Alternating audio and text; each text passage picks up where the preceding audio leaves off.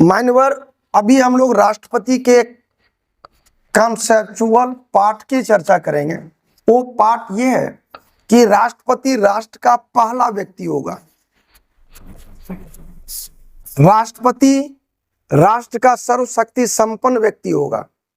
तो मैं ये बात करना चाहूंगा कि राष्ट्रपति के चुनाव के लिए, राष्ट्रपति बनने के लिए योग्यता क्या हो सकती है, क्या है। तो उसमें ये योग्यता है कि वो भारत का नागरिक हो, पगला ना हो, दिवालिया ना हो, लाभ के पद पर ना हो।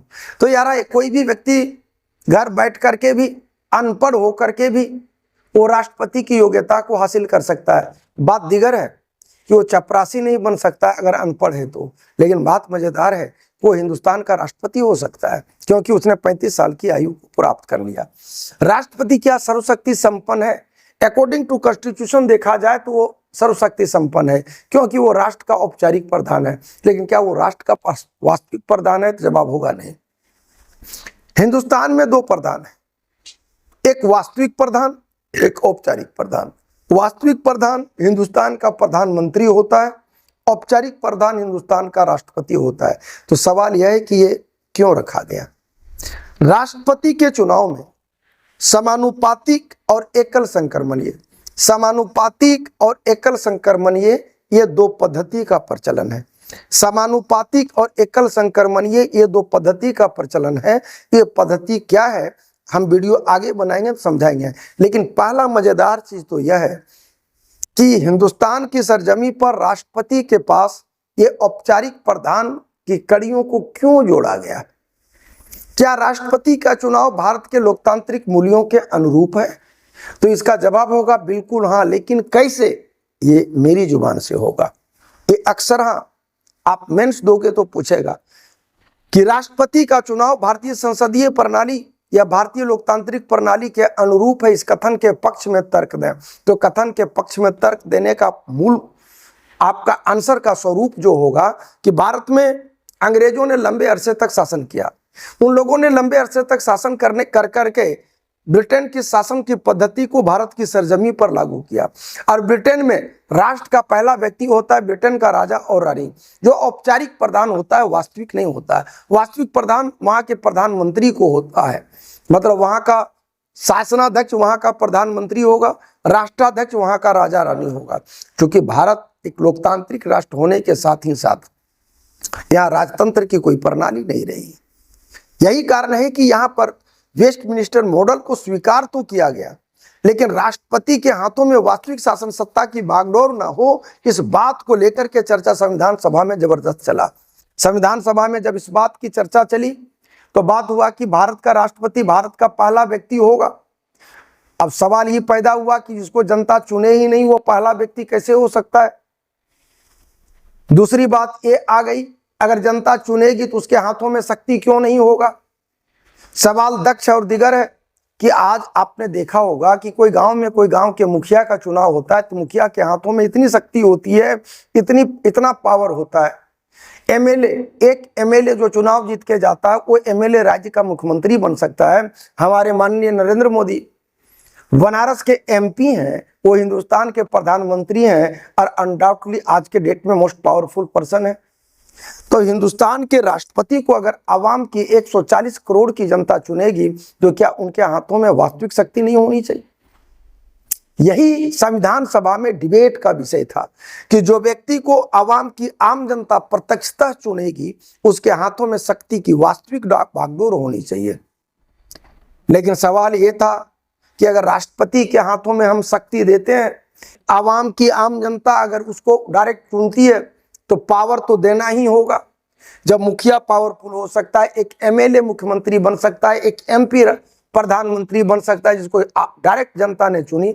अगर डायरेक्ट आवाम की 140 करोड़ जनता राष्ट्रपति को चुनेगी तो उससे ज्यादा पावरफुल व्यक्ति को हिंदुस्तान में नहीं हो सकता और नहीं होना चाहिए। लेकिन भारत का प्रशासन का मॉडल उस अनुरूप नहीं था। यही कारण था कि एक ऐसी पद्धति को एडॉप्ट किया गया, क्योंकि संविधानविदों की मानसिकता ये थी कि राष्ट्रपति राष्ट्र का औपचारिक प्रधान हो, राष्ट्रपति राष्ट्र का वास्तविक प्रधान नहीं हो। तब उन लोगों ने शासन पद्धति और लोकतांत्रिक मूल्य और मर्यादा को मद्देनजर रखते हुए अप्रत्यक्ष चुनाव को एडॉप्ट किया। अप्रत्यक्ष चुनाव इस शब्द को मैं डिस्क्राइब कर रहा हूं, कहने का मतलब है आवाम की आम जनता अपने जनप्रतिनिधि को चुनेगी और वो जनता जिस जनप्रतिनिधि को चुना वो जनप्रतिनिधि राष्ट्रपति को चुनेगा। कहने का मतलब है कि राष्ट्रपति आवाम की आम जनता के द्वारा प्रत्यक्षता नहीं चुना जाएगा। और यह भी सच है कि अगर वो प्रत्यक्षता चुना जाए, अगर यह भी सच है अगर वो प्रत्यक्षता चुना जाए तो हाथों में शक्ति देनी होगी। इसलिए अप्रत्यक्ष चुनाव मतलब जनता ने चुना एमएलए को, जनता ने चुना एमपी को, और इस चुने हुए एमपी और एमएलए ने चुना किसको? राष्ट्रपति को। तो इनडायरेक्टली फॉर्म में देखा जाए तो राष्ट्रपति चुने गए हैं किसके द्वारा? जनता के द्वारा। क्योंकि प्रत्यक्ष नहीं चुने गए हैं इसलिए वास्तविक शक्ति नहीं होगी। अप्रत्यक्ष चुने गए हैं तो अप्रत्यक्ष शक्ति होगी। और मैं यही प्रमाणित करना चाहता था, क्या मोड ऑफ नेचर क्वेश्चन का यही होता है, क्या भारतीय लोकतांत्रिक मूल्यों के अनुरूप है? तो जवाब होगा बिल्कुल है, बिल्कुल है। कारण यह है कि वो उनको जनता ने चुना नहीं प्रत्यक्ष रूप से, इसलिए वास्तविक शक्ति नहीं है। अप्रत्यक्ष रूप से चुने गए हैं इसलिए वो औपचारिक प्रधान है। और मैं ये बतला दूं, या आप जानते हो कि लोकसभा का चुनाव होता है, चुनावी आचार संहिता लागू होता है, प्रशासनिक गतिविधि से अन्य गतिविधियां ठप हो जाती है। अगर आप इमेजिन करो कि हिंदुस्तान के राष्ट्रपति के चुनाव में ऐसे ही चुनावी आचार संहिता लागू हो जाए, राष्ट्र की तमाम प्रशासनिक गतिविधियां ठप हो जाएगी। सवाल ये पैदा होता है कि राष्ट्र के एक औपचारिक प्रधान को चुनने के लिए और संपूर्ण राष्ट्र को चुनावी समर के दौर से गुजार कर राष्ट्र के विकास को अवरुद्ध करना किस हद तक उपयुक्त है? तो जवाब होगा किसी हद तक नहीं है। इसलिए राष्ट्रपति के चुनाव में इस पद्धति को एडॉप्ट किया गया। अगर ये आपको कहा जाए कि राष्ट्रपति के चुनाव में ये पद्धति किस हद तक कारगर है, तो आपका जवाब होगा कि यह संपूर्णतः सही है, राष्ट्र के लोकतांत्रिक मूल्यों और स्वरूप के अनुरूप है और ऐसा ही होना चाहिए।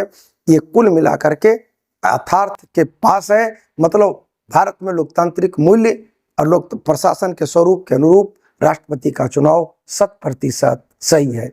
इस संदर्भ में आपका क्या कमिटमेंट है और क्या कहना है, ये आप कमेंट करके निश्चित रूप से बताएं। क्योंकि जो मैंने शीर्षक दिया कि राष्ट्रपति की चुनाव की पद्धति किस हद तक सही है, तो आपको विश्लेषण करके जवाब देना। जय हिंद, जय भारत।